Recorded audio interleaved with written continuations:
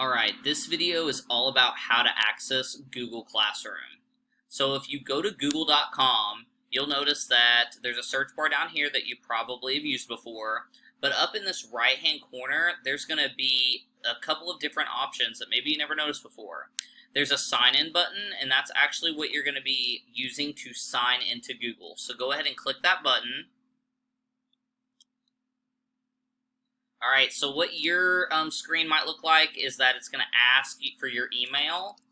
And remember that your email is your first name dot last name at stu.oldham.kyschools.us.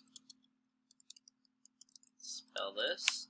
And then you're going to insert your email again. It's going to look like this sign-in screen.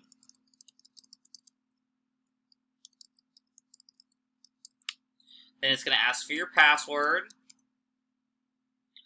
It's going to ask for you to stay signed in. I will click yes.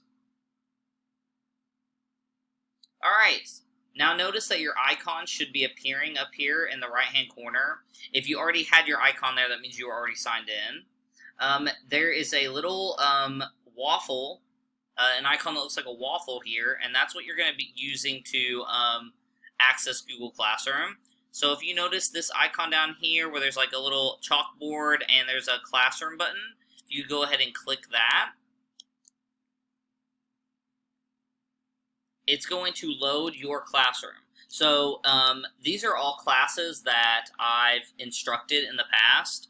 Yours might be completely blank, but if your teacher is asking for you to join their classroom, all you do is go to this little plus sign here, click it. You can join a class using the class code.